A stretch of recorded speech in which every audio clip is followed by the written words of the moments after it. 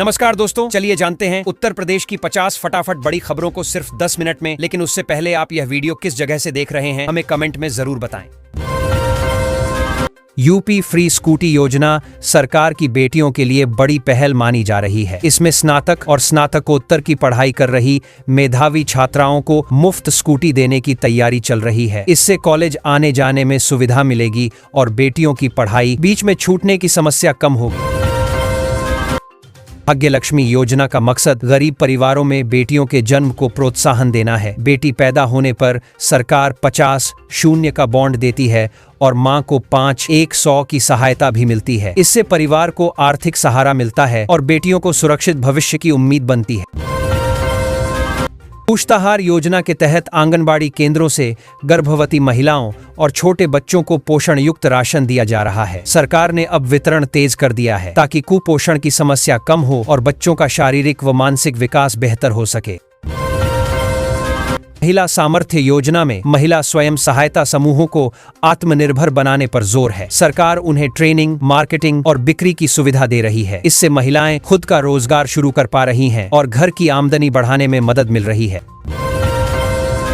Mission शक्ति 5 के तहत महिलाओं की सुरक्षा व्यवस्था को और मजबूत किया जा रहा है। पिंक बूथों की संख्या बढ़ाई जा रही है और थानों में महिला डेस्क को सक्रिय किया गया है ताकि किसी भी परेशानी पर महिलाओं को तुरंत सहायता मिल सके। आयुष्मान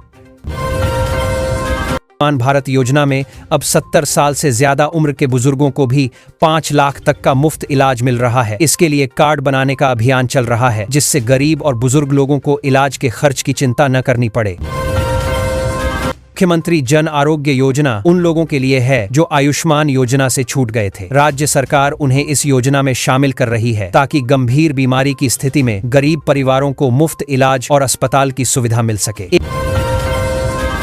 जिला एक मेडिकल कॉलेज अभियान के तहत यूपी सरकार नए जिलों में मेडिकल कॉलेज बना रही है। इससे इलाज की सुविधाएं बेहतर होंगी और स्थानीय छात्रों को अपने जिले में ही मेडिकल पढ़ने का मौका मिलेगा, जिससे बाहर जाने की मजबूरी कम हो। मातृ मृत्यु दर कम करने के लिए ग्रामीण क्षेत्रों में 102 एम्बुलेंस सेवा को मजबूत किया गया है। सरकार का फोकस है कि गर्भवती महिलाओं को समय पर अस्पताल पहुंचाया जाए ताकि सुरक्षित प्रसव हो और मां, बच्चे दोनों स्वस्थ रहें। निःशुल्क डायलिसिस योजना के तहत जिला अस्पतालों में किडनी मरीजों को मुफ्त डायलिसिस की सुविधा दी जा रही है। इससे गरीब मरीजों को निजी अस्पतालों के भारी खर्च से राहत मिल रही है और उनका नियमित इलाज संभव हो पा रहा है। विश्वकर्मा श्रम सम्मान योजना पारंपरिक कारीगरों के लिए शुरू की गई है। नाई, दर्जी, लोहार जैसे लोगों को मुफ्त टूल किट और 10 लाख तक का लोन दिया जा रहा है, जिससे वे अपना काम बढ़ा सकें और आमदनी सुधार सकें। जनपद एक उत्पाद योजना में हर जिले के खास उत्पाद को पहचान दिलाई जा रही है। यूनिटी मॉल बनाए जा रहे हैं जहां स्थानीय सामान बेचा जाएगा। इससे कारीगरों और छोटे व्यापारियों को बड़ा बाजार मिलने की उम्मीद है। मुख्यमंत्री इंटर्नशिप योजना में तकनीकी पढ़ाई कर चुके युवाओं को कंपनियों में काम सीखने का मौका मिल रहा है। इंटर्नशिप के दौरान 2-5-100 महीना स्टाइपेंड दिया जाता है, जिससे युवाओं को अनुभव के साथ थोड़ी आर्थिक मदद भी मिलती है। अग्निपथ योजना के पूरक फैसले में अग्निवीरों को सेवा पूरी होने के बाद यूपी पुलिस और पीएससी में प्राथमिकता देने की व्यवस्था की गई है। इससे युवाओं को भविष्य की नौकरी को लेकर भरोसा मिलता है और सेवा के बाद रास्ता साफ होता है। कौशल विकास मिशन के तहत युवाओं को नए जमाने की ट्रेनिंग दी जा रही है। ड्रोन पायलट, डेटा एनालिटिक्स और एआई जैसे कोर्स कराए जा रहे हैं ताकि युवा आधुनिक नौकरियों के लिए तैयार हो सकें और रोजगार पा सकें। यूपी फ्री होल्ड पॉलिसी में लंबे समय से सरकारी जमीन पर रह रहे लोगों को मालिकाना हक दिया जा रहा है। नियम आसान किए गए हैं ताकि गरीब और मध्यम वर्ग के लोगों को अपने घर का कानूनी अधिकार मिल सके। सेफ सिटी प्रोजेक्ट के तहत यूपी के 17 नगर निगमों में सीसीटीवी कैमरे और स्मार्ट लाइटें लगाई जा रही हैं। इसका मकसद अपराध पर नियंत्रण और महिलाओं की सुरक्षा को मजबूत करना है ताकि शहर सुरक्षित बन सकें। टाउनशिप नीति में छोटे शहरों में कॉलोनियां बसाने की प्रक्रिया आसान कर दी गई है। इससे बिल्डर निवेश करेंगे, नए घर बनेंगे और आम लोगों को किफायती दाम पर आवास मिलने की संभावना बढ़ेगी। अमृत 2 योजना के तहत शहरों में पुरानी सीवर लाइन बदली जा रही है और 24 घंटे पानी सप्लाई की तैयारी है। सरकार ने बड़े टेंडर जारी किए हैं ताकि शहरी लोगों को बेहतर बुनियादी सुविधाएं मिल सके। यूपी ड्रेनेज मास्टर प्लान के जरिए बरसात में होने वाले जल भराव से राहत दिलाने की तैयारी है। नगर निगमों को नए ड्रेनेज सिस्टम बनाने के निर्देश दिए गए हैं ताकि बारिश में सड़कें और कॉलोनियां डूबे नहीं।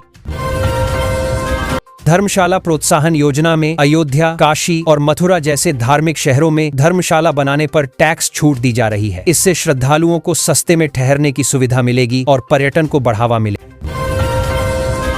होमस्टे योजना के तहत पर्यटन क्षेत्रों के पास रहने वाले लोग अपने घर को होमस्टे में बदल सकते हैं। सरकार सब्सिडी दे रही है जिससे ग्रामीणों की आय बढ़ेगी और पर्यटकों को स्थानीय संस्कृति देखने का मौका मिलेगा। ब्रज तीर्थ विकास योजना में मथुरा, वृंदावन कॉरिडोर और 84 कोसी परिक्रमा मार्ग का चौड़ीकरण तेजी से चल रहा है। इससे श्रद्धालुओं को आने जाने में आसानी होगी और धार्मिक पर्यटन को बड़ा फायदा मिलेगा। विंध्य कॉरिडोर के तहत मिर्जापुर में मां विंध्यवासिनी मंदिर के आसपास भव्य निर्माण किया गया है। जल्द लोकार्पण की संभावना है जिससे श्रद्धालुओं को बेहतर दर्शन व्यवस्था और आधुनिक सुविधाएं मिलेंगी। इको टूरिज्म को बढ़ावा देने के लिए पीलीभीत और दुधवा टाइगर रिजर्व में नई सुविधाएं जोड़ी गई हैं। जंगल सफारी के रूट बढ़ाए गए हैं ताकि पर्यटन बढ़े और स्थानीय लोगों को रोजगार मिल सके। यूपी में बिजली कनेक्शन को लेकर लोगों को बड़ी राहत मिलने वाली है। अब 300 मीटर तक के दायरे में नया कनेक्शन लेने के लिए एस्टीमेट बनवाने की जरूरत नहीं होगी। इससे समय, पैसा और दफ्तरों के चक्कर तीनों की बचत। सीएम योगी आदित्यनाथ से टाटा सन्स के चेयरमैन की अहम मुलाकात हुई है। बैठक में यूपी में आईसीटी, सेंटर ऑफ एक्सीलेंस और हाईटेक निवेश को लेकर सहमति बनी। इससे प्रदेश में तकनीकी विकास और युवाओं के लिए नए रोजगार के रास्ते खुलेंगे। अयोध्या में टाटा समूह एक बड़ा कैंसर अस्पताल बनाने जा रहा है। खास बात यह है कि इसके लिए जमीन अयोध्या का राज परिवार मुफ्त में देगा। इससे गरीब और मध्यम वर्ग के लोगों को इलाज के लिए बाहर नहीं जाना पड़ेगा और बड़ी राहत मिलेगी। उत्तर प्रदेश में टूरिज्म तेजी से बढ़ रहा है। इसी को देखते हुए टाटा समूह होटल और पर्यटन से जुड़े इंफ्रास्ट्रक्चर में बड़ा निवेश करेगा। इससे स्थानीय लोगों को रोजगार मिलेगा और यूपी की अर्थव्यवस्था को भी सीधा फायदा। यूपी सीडा ने प्रदेश में 4 नई लॉजिस्टिक्स परियोजनाओं को मंजूरी दी है। करीब 1100 करोड़ रुपए का निवेश होगा। इससे उद्योगों को बेहतर सुविधाएं मिलेंगी, माल ढुलाई आसान होगी और हजारों लोगों को रोजगार मिलने की उम्मीद है। माघ मेला 2026 को लेकर सरकार ने अभी से तैयारियां शुरू कर दी हैं। आजमगढ़ से प्रयागराज जाने के लिए 400 बसें चलाई जाएंगी। इससे श्रद्धालुओं को आने जाने में आसानी होगी और भीड़ को बेहतर तरीके से संभाला जा सकेगा। गोरखपुर एआईएम्स ने मरीजों के लिए बड़ी सुविधा शुरू की है। अब जांच रिपोर्ट मोबाइल पर ही मिल जाएगी। इससे मरीजों को अस्पताल के चक्कर नहीं लगाने पड़ेंगे और समय भी बचेगा। खासकर दूर दराज से आने वालों को राहत मिलेगी। कमला पुल पर पान मसाला से भरा एक ट्रक अचानक पलट गया। सड़क पर सामान फैल गया जिससे काफी देर तक जाम लगा रहा। पुलिस और प्रशासन ने मौके पर पहुंचकर यातायात संभाला। गनीमत रही कि इस हादसे में कोई जान माल का नुकसान नहीं हुआ। यूपी में एक सरकारी स्कूल की टीचर 4 साल से बिना बताए गैरहाजिर चल रही थीं। जब मामला सामने आया तो बीएसए ने उन्हें निलंबित कर दिया। इस कार्रवाई के बाद शिक्षा विभाग में हड़कंप मचा है और अन्य शिक्षकों में भी संदेश गया है। यूपी में 4 करोड़ वोटरों के लापता होने का मुद्दा राजनीतिक गर्मी बढ़ा रहा है। मुख्यमंत्री योगी की चिंता बढ़ी है, वहीं अखिलेश यादव ने इस पर तंज कसा है। सर को लेकर सरकार और विपक्ष आमने सामने आ गए हैं।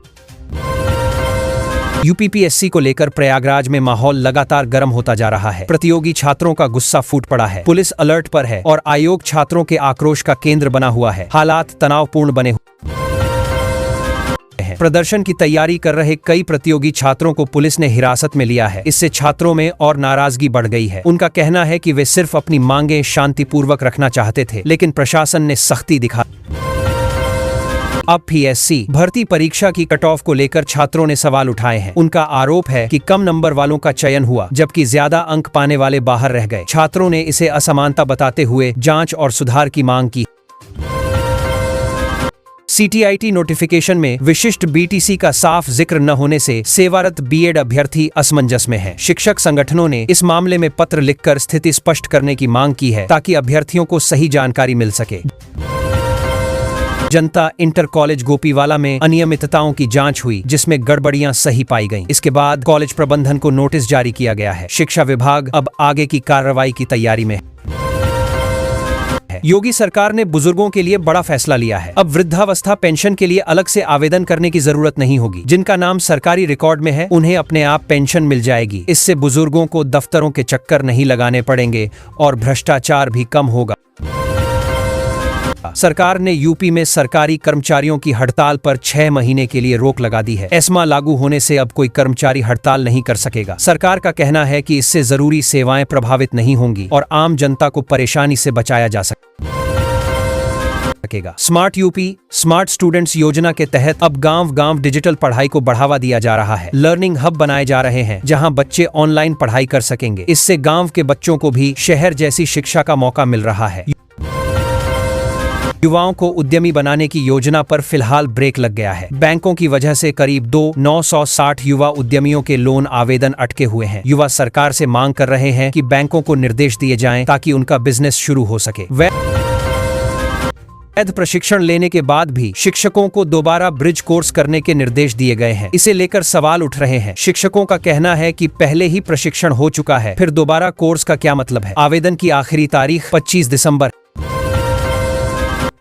मुख्यमंत्री योगी आदित्यनाथ ने जनता दर्शन में खुद फरियादियों से मुलाकात की। उन्होंने भरोसा दिलाया कि हर शिकायत का सही तरीके से समाधान होगा। अधिकारियों को साफ निर्देश दिए गए कि किसी भी गरीब या जरूरतमंद को टालना नहीं है। सीएम योगी ने कार्यकर्ताओं को बूथ स्तर पर जीत की तैयारी का मंत्र दिया। उन्होंने कहा कि एसआईआर और मतदाता सूची पर खास ध्यान देना होगा। जो भी पात्र व्यक्ति छूट गया है उसका नाम वोटर लिस्ट में जरूर जुड़वाया जाए।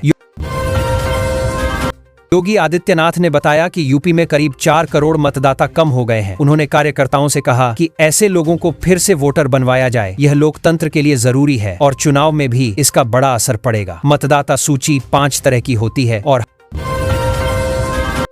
हर एक की प्रक्रिया अलग होती है। अगर नाम कट गया है या गलती है तो घबराने की जरूरत नहीं। सही फॉर्म भरकर तय समय में सुधार कराया जा सकता है। बस जानकारी होना जरूरी है। मुख्यमंत्री मोहन यादव बदलते बीजेपी संगठन के बीच वाराणसी पहुंचे। उन्होंने बाबा विश्वनाथ के दर्शन किए और पार्टी नेताओं से मुलाकात की। माना जा रहा है कि इस दौरे का मकसद संगठन को मजबूत करना और आगामी रणनीति पर चर्चा करना है।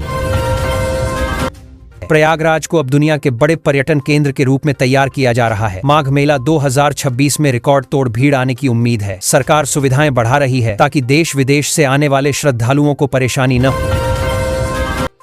हो। अनिरुद्धाचार्य ने मीडिया से बात करते हुए बड़ा आरोप लगाया है। उन्होंने कहा कि उनके खिलाफ हत्या कराने का झूठा आरोप लगाया गया है। वृंदावन कोतवाली पहुंचकर उन्होंने पूरे मामले की जांच की मांग की है। किसान परिवार के बेटे शांतनु ने इमा की पासिंग आउट परेड के साथ सेना में अफसर बनकर परिवार का नाम रोशन किया। उनकी 87 साल की दादी का सपना पूरा हुआ। पूरे गांव में खुशी का माहौल। अचानक हजारों लोगों के बिजली बिल बहुत ज्यादा आ गए हैं। लोगों को डर है कि अगर भुगतान नहीं हुआ तो ओटीएस योजना का फायदा भी छिन सकता है। उपभोक्ता विभाग से शिकायत कर रहे हैं लेकिन समाधान में देरी हो रही है। रामपुर में भाजपा मंडल महामंत्री का परिवार सड़क हादसे में घायल हो गया। खाटू श्याम दर्शन के लिए जाते समय उनकी गाड़ी को दूसरे वाहन ने टक्कर मार दी। सभी को अस्पताल में भर्ती कराया गया। ग्रामीण बैंक में चोरी की बड़ी वारदात हुई है। चोर मंदिर की दानपेटी और चांदी का मुकुट भी ले गए। पुलिस मामले की जांच कर रही है और आसपास के सीसीटीवी फुटेज खंगाले जा रहे हैं। हिंडन नदी की हालत बहुत खराब हो चुकी है। पानी इतना गंदा हो गया है कि ऑक्सीजन लेवल 0 तक पहुंच गया। एनजीटी ने इस पर सख्त रुख अपनाते हुए संबंधित विभागों से जवाब मांगा है। यूपी सरकार अब राशन कार्ड से जुड़े सारे काम ऑनलाइन करने जा रही है। मतलब अब नाम जोड़ना, हटाना, पता बदलना या शिकायत करना हो तो दफ्तर के चक्कर नहीं लगाने पड़ेंगे। आवेदन करने के बाद करीब 15 दिनों में काम निपटा दिया जाएगा, जिससे आम लोगों को काफी राहत मिलेगी। सरकार आयुष उद्योग को बढ़ावा देने के लिए नई योजना लाने की तैयारी में है। इसके तहत आयुर्वेद, यूनानी और होम्योपैथी से जुड़े कारोबार को आसान लोन, ट्रेनिंग और मार्केट सपोर्ट मिलेगा। सरकार मानती है कि इससे रोजगार बढ़ेगा और यूपी आयुष का बड़ा केंद्र बन सकता है। यूपी बोर्ड 2026 की सेंटर लिस्ट को लेकर बड़ा अपडेट आया है। स्कूल और छात्र अब घर बैठे सिर्फ 5 मिनट में कक्षा 10 और 12 की सेंटर लिस्ट का PDF डाउनलोड कर सकते हैं। इससे परीक्षा से पहले छात्रों की टेंशन काफी हद तक कम हो जाएगी।